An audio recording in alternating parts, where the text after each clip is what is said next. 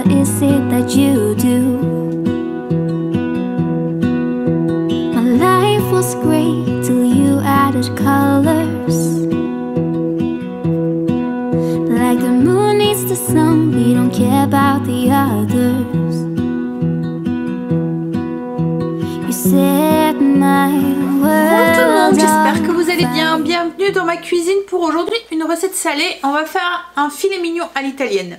Alors là moi je l'ai fait avec un filet mignon, mais ce serait possible aussi de le faire pour celles qui ne mangent pas de porc avec un blanc de dinde par exemple, enfin un bloc vous voyez, ou des escalopes aussi. Des gros filets de poulet, voilà, à vous de voir. En fait ça va être un filet mignon du coup là qu'on va enrouler avec de la copa. Et avant de l'enrouler dans cette copa, on va le farcir avec des tomates séchées, de la mozzarella, donc ça va fondre à la cuisson, et on va le faire cuire dans une petite sauce tomate avec des petites épices italiennes et des petites herbes aromatiques. Je vous montre tout de suite du coup la liste des ingrédients. Vous allez voir, c'est très simple et ça présente très bien. Ça pourrait vraiment faire un repas quand on reçoit ou quoi. On va enfin pouvoir le refaire, donc voilà. Servi avec, alors moi là je vais le servir avec de la polenta crémeuse, mais servi avec des pâtes ou même de la purée, parfait. Alors voilà, au niveau des ingrédients, ce qu'on a besoin, donc de la copa, à peu près une vingtaine de tranches, un filet mignon. Là c'est une boule de mozzarella que j'ai coupée en 5 tranches à peu près, 5 morceaux de tomates séchées qu'on a vous voyez, conservé dans l'huile ensuite, une boîte de tomates concassées. Au niveau des épices, il y a une cuillère à soupe d'épices italiennes, une cuillère à café d'origan, une demi-cuillère à café de fenouil en poudre. Alors les épices italiennes, recette sur le blog si ça vous intéresse, si vous voulez le faire maison. J'ai un oignon, du sel, du poivre et un petit peu d'huile d'olive. Voilà, vous allez voir, c'est une recette qui est très simple. Moi je vais le faire cuire dans une sauteuse en fonte, enfin une poêle en fonte, et ensuite le mettre au four.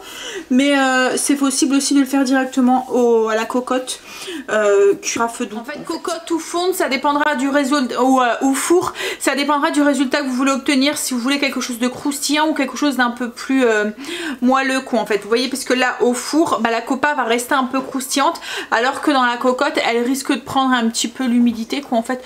Donc à vous de voir en fonction. Donc, oui, en fonction du résultat et de vos goûts perso et du résultat que vous voulez obtenir, si vous voulez une croûte croustillante ou quelque chose d'un peu plus tendre. Alors on y va tout de suite. On va prendre une planche et venir mettre nos tranches de copa dessus, les étaler en fait pour faire comme un petit lit dans lequel on va enrober notre filet mignon.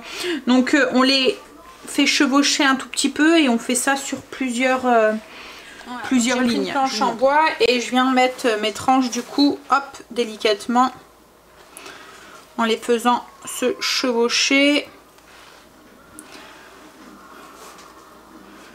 Et je vais faire ça du coup, comme je vous ai dit, sur plusieurs lignes, à peu près sur 2 lignes.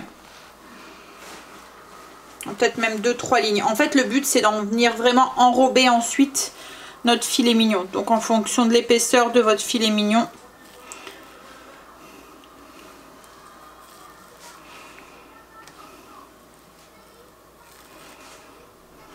Alors une fois que nos tranches de copa sont mises, on va venir mettre du coup notre filet mignon et on va venir inciser dans tout le long en fait, faire une fente tout le long de notre filet mignon. Alors on fait en sorte que ça reste attaché, pas besoin de le couper. Voilà, on ne cherche pas à le trancher quoi en fait. On fait une fente pour venir le farcir ensuite avec les tomates et la mozzarella.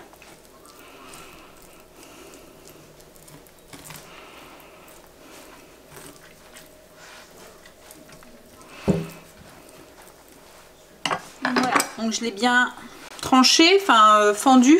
Je ne sale pas, je ne poivre pas parce que la copa est déjà bien salée. En plus il va y avoir le fromage et tout, et puis ça va cuire après dans une sauce. Mais voilà, c'est une question de goût. Donc là je vais venir mettre mes tranches de mozza. Et puis mes tranches, mes pétales de tomates séchées.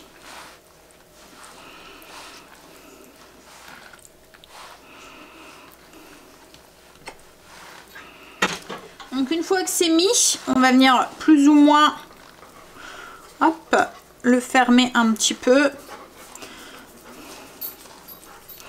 Voilà. Alors moi il me restait 3 tranches, du coup je vais mettre mes tranches de copa sur le dessus. Mais c'est voilà, c'est pas obligé, hein. Moi c'est parce qu'il m'en restait 3. Hop là, voilà. Et là du coup on va venir rouler notre filet mignon dans les tranches de copa en essayant de serrer le plus possible pour que ça se tienne bien ensemble. Alors après s'il faut on vient ficeler un tout petit peu pour bien tenir l'ensemble.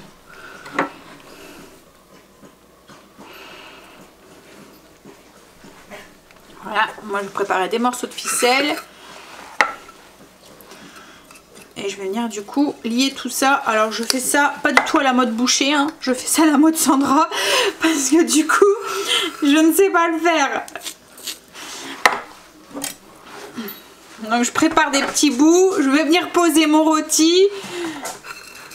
Et je vais venir faire des petits nœuds.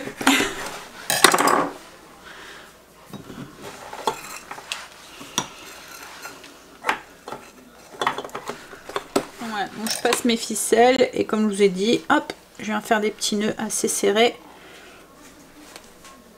pour maintenir le tout et après je vais venir couper un petit peu l'excédent. Le principal c'est que ça tienne, voilà.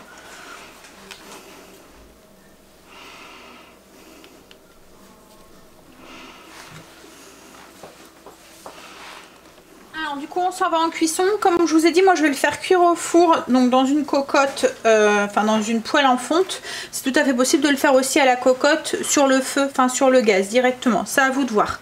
Donc là j'ai mis un petit filet d'huile d'olive et je vais venir faire dorer légèrement mon filet mignon.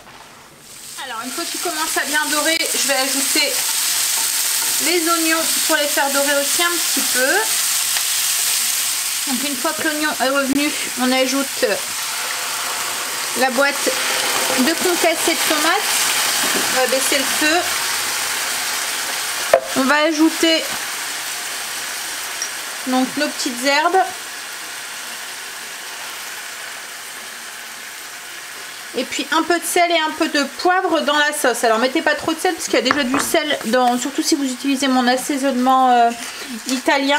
Mettez pas trop de poivre non plus parce qu'en plus la copa c'est un peu poivré aussi. Donc et c'est salé aussi. Donc c'est juste pour assaisonner un tout petit peu et c'est tout. Alors si vous trouvez qu'il n'y a pas assez de liquide, vous pouvez aussi rajouter un tout petit peu d'eau dans la sauce. Puis ça dépend si vous le faites cuire au four aussi ou si vous le faites cuire à la cocotte. Donc si vous le faites cuire à la cocotte, il va avoir le couvercle et la vapeur qui va rester à l'intérieur et qui va mouiller un petit peu la viande. Si vous le faites cuire au four, il va falloir peut-être rajouter un tout petit peu de liquide.